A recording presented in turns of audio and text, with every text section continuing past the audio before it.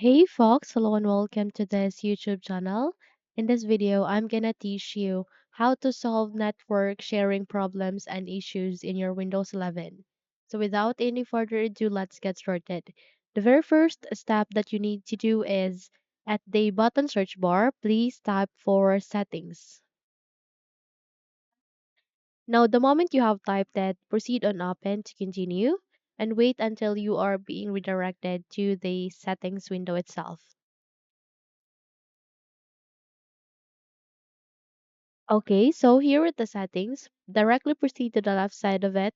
You can see an option called Network and Internet. Click on it. And here, you need to scroll down and look for an option called Advanced Network Settings. Click on it. The moment you have to click on it, proceed to network adapters. Okay. And next to that, you can see more settings. Just have to go with advanced sharing settings. Click on it to proceed. And you will be able to see private networks and public networks. Now proceed to the private network first and click this down arrow to see all of this. Now here, you need to make sure that this network discovery is turned on so that your PC can find and be found by other devices on the network. Okay? Now proceed on file and printer sharing.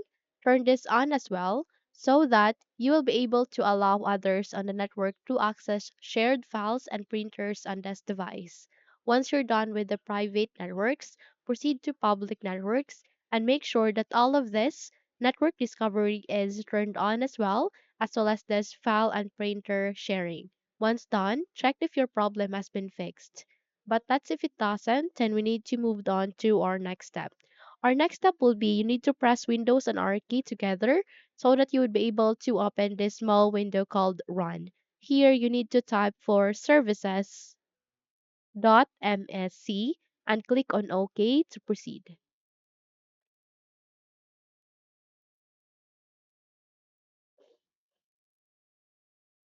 The moment you have the click on OK, you'd be able to open a new window, which is the services, where here you need to select any of the system or service and type F. Okay? Once you have typed it, proceed on the function discovery resource publication. Now here you need to change the startup type into automatic. How you can change such? Just have to do a right click, go with properties, and here, you'd be able to see startup type. Click on it and go with automatic. Once done, click on apply and start the service status. Wait until this will be done, and once you have started it, click on OK and proceed to the second, which is function discovery provider host. Just have to do a right click, go with properties, change the startup type into automatic, apply, OK.